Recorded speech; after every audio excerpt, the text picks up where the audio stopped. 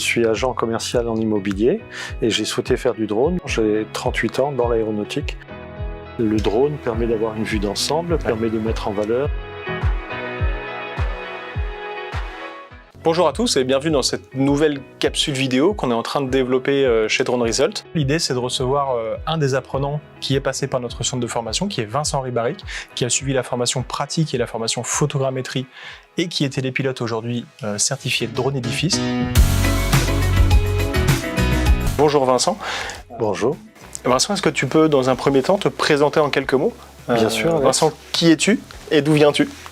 Alors, Vincent Ribaric, 62 ans, jeune senior, actif. Je suis agent commercial en immobilier et j'ai souhaité faire du drone parce qu'au préalable, auparavant, j'ai 38 ans dans l'aéronautique, mécanicien, pilote de ligne, instructeur, examinateur. Et donc, quelque part, c'était une manière de retrouver l'aéronautique et de me faire plaisir de retrouver le drone comme on trouverait un aéronef. Ok, super. Tu as une vraie expérience opérationnelle, Vincent, parce que tu es issu d'une institution opérationnelle, n'est-ce pas? Oui, plusieurs, oui. Okay. Et les unions, CHC, Schreiner, Bristow, du VIP.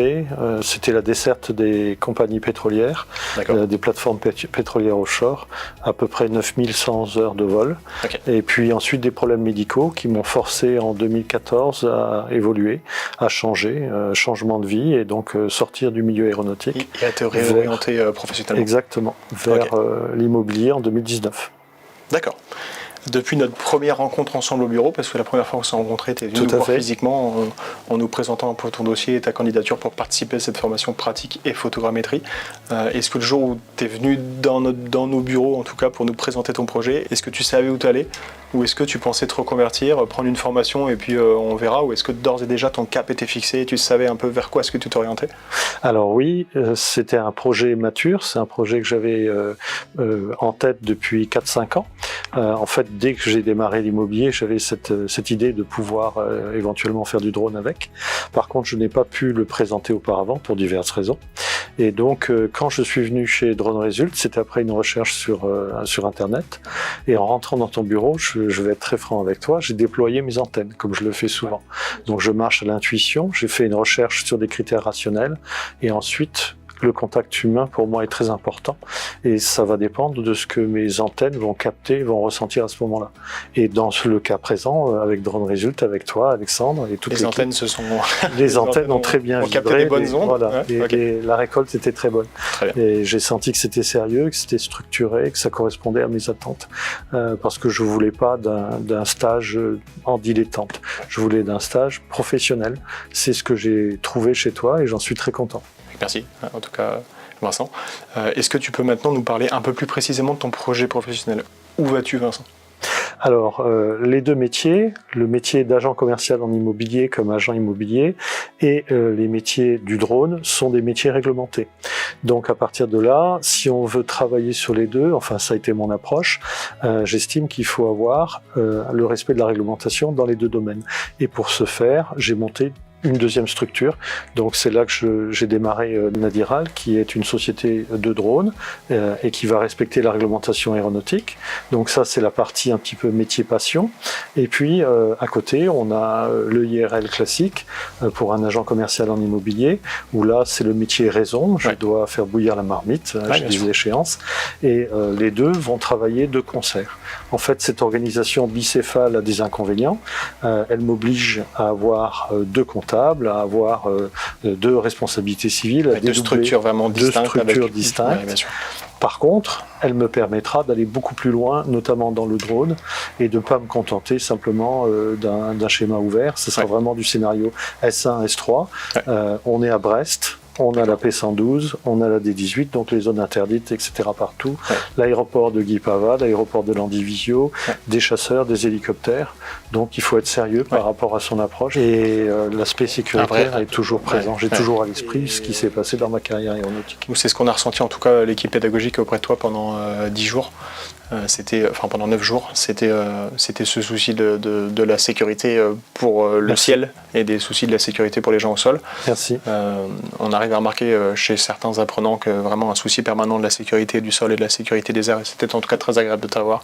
On a vu une courbe de progression incroyable parce que le premier jour, tu savais pas ce que c'était qu'un drone.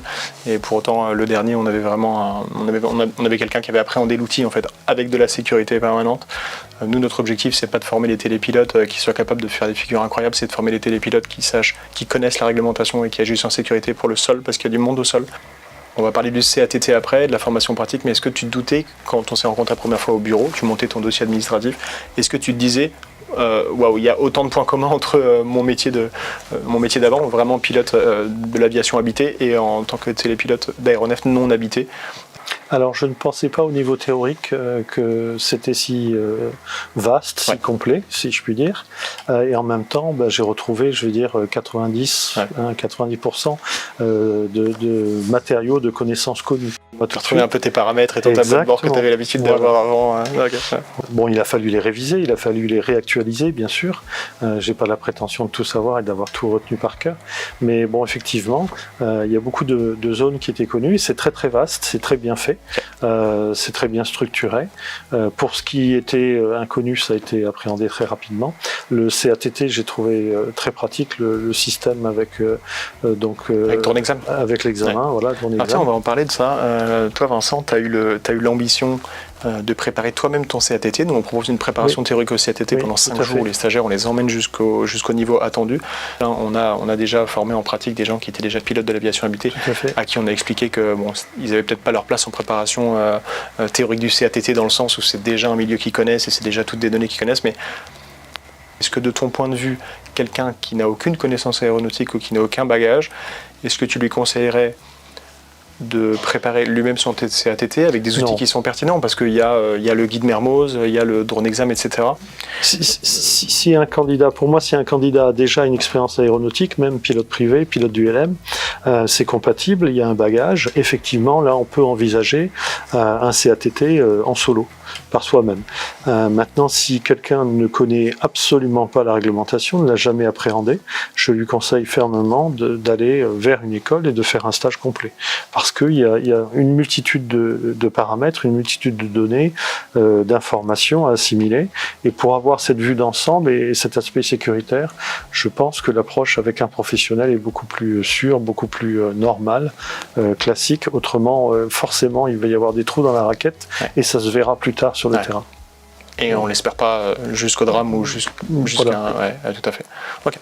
Quelle valeur ajoutée ta compétence de télépilote va pouvoir apporter dans ton activité immobilière?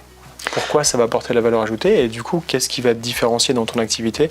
Qu'est-ce qui va faire que sur ton marché, avec tes concurrents, avec comment vas-tu exploiter l'immobilier? Alors, de toute façon, l'idée du drone dans l'immobilier, c'est pas une idée nouvelle. D'autres l'ont fait avant moi et d'autres vont le faire après moi.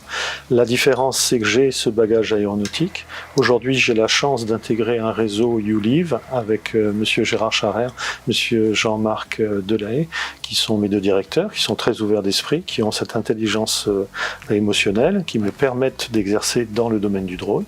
Et j'en suis très reconnaissant. Je les remercie et ça va me permettre d'aller vers cet équilibre entre les métiers du drone, les métiers de l'immobilier, créer, démultiplier les avantages des deux, et on arrive sur le principe du CRM, 1 + 1 sera supérieur à 2. C'est-à-dire que les clients qui vont rechercher ces atouts drones, ce que l'on présentera et qui ne sera peut-être pas présent chez les concurrents, vont venir clients pour l'immobilier, et chez l'immobilier, ça reviendra au même. Alors justement, parlons-en. Pourquoi pour un client, dans le cadre de l'immobilier, pourquoi c'est intéressant d'avoir du drone? Est-ce qu'on se rend mieux compte des dimensions? Est-ce qu'on se rend mieux compte des espaces? Est-ce que ça permet de changer point de vue? Qu'est-ce que tu en penses? Pourquoi, pour ton client, tu vas valoriser la vente ou ton action de vente parce que tu as des prises de vue en drone? Alors pour moi, il y a 4 domaines. Donc tout ce qui est communication avec le grand public, les prospects, acquéreurs, vendeurs. Donc là, on parle de la valorisation du réseau, du marketing réseau. Le drone permettra de faire des vidéos, permettra de faire des communications plus percutantes. Ensuite, il y a la valorisation du bien. Ça ne s'adresse pas à tous les biens, bien sûr. Un appartement, par exemple, n'a pas besoin d'une vue drone. Par contre, une maison de prestige, manoir, château, des propriétés avec plusieurs hectares de terrain, le drone permet d'avoir une vue d'ensemble, permet de mettre en valeur, permet de mettre des situations, des vues mer, des arrivées depuis le littoral, par exemple. Ensuite, on a l'aspect photogrammétrie. La photogrammétrie, c'est intéressant pour tout ce qui est partie technique, travaux. Donc là, on s'adresse au client qui est expatrié, qui veut faire des travaux sans être sur place. On va aider l'architecte, le maître d'œuvre, le maçon, le couvreur, le géomètre. Ouais, tout à fait. Voilà. Et enfin, on touche à l'aspect chronologique. Si dès le départ, dans un projet, particulièrement pour un expatrié client-acquéreur à Singapour, à Paris, à Londres, si on a un dossier complet, on gagne du temps de nous. Alors je rebondis sur ce que tu disais tout à l'heure pour l'immobilier. Tu disais l'appartement, il n'y a pas effectivement vraiment d'intérêt. Nous, on a été amené à intervenir pour des projets immobiliers pour lesquels le promoteur ne pouvait finalement que vendre ses projets avec des images de synthèse. Et au sein de ces projets, on nous demandait d'évoluer parfois à 14,50 m, à 17,70 m, etc., à différentes hauteurs précises, à des positions GPS précises, pour pouvoir vendre des biens immobiliers sur photo et non pas sur image de synthèse, et garantir à leurs clients les images, par exemple, vue mer. Et là, c'était de la vue mer qui permettait du coup de valoriser l'appartement en question. Ça nous est même arrivé, alors que ce soit le promoteur, mais aussi quelqu'un qui achète un appartement et qui nous disait: est-ce que vous pourriez pas nous faire une photo de drone à telle hauteur, vous voyez, avec mon architecte, parce que moi aujourd'hui le promoteur il me dit que j'ai une vue mer, mais j'aimerais vraiment m'assurer qu'il y a une belle vue mer. Donc ça peut s'adresser aussi, j'imagine, en tout cas aux appartements. On essaiera. Vincent, une avant-dernière question. Pourquoi ne pas faire appel à un sous-traitant télépilote? Il y a des gens qui proposent des services dans ce milieu-là qui pourraient répondre à ton besoin. Pourquoi t'être formé personnellement? Alors d'abord, on revient à l'expérience passée. Donc c'est le métier plaisir, c'est l'aéronautique. Tu as vraiment voulu raccrocher avec l'aéronautique. Exactement. Ouais. C'est un milieu connu. Ouais. Ensuite, il y a la volonté de faire bien, d'aller jusqu'au maximum du service demandé par les clients. Et très souvent, il faut être extrêmement réactif. Il faut pouvoir dire sur une conversation téléphonique qui vient, comme je l'exprimais tout à l'heure, avec des expatriés, Singapour, Londres, Paris. Oui, j'ai ce service-là. Oui, je peux vous le proposer la semaine prochaine.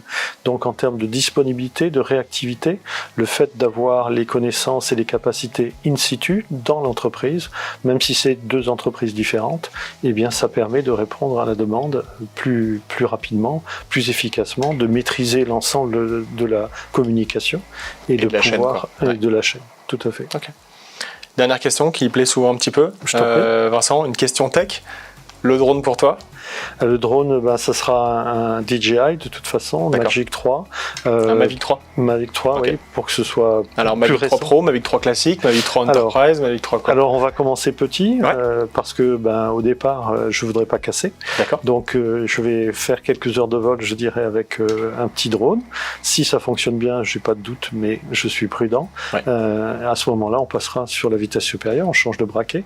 Et puis après, il y a l'évolution sur la photogrammétrie. Bon, là, c'est un drone plus particulier, c'est un ordinateur particulier, c'est un logiciel particulier. Donc là, on investit sur des sommes plus conséquentes. Et ça, c'est pas avant 2024-2025. Donc Mavic 3 classique pour commencer? Pour commencer, si tu vas loin, si tu veux aller loin, ménage ta monture, commence petit. Absolument. Et puis voilà, ça ira très bien. Je pense que c'est un super drone, c'est des drones qui sont plutôt fiables. C'est bien. Vincent, je te remercie personnellement de nous avoir dédié ce temps de tour autour d'expérience qui enrichit tout le monde, toute l'équipe pédagogique de notre côté, de savoir un peu quel est le retour de nos clients. Je pense que ça va aussi intéresser nos auditeurs qui nous écoutent, de savoir d'où tu viens, où tu vas. Ça peut aussi leur donner des idées de reconversion professionnelle comme toi.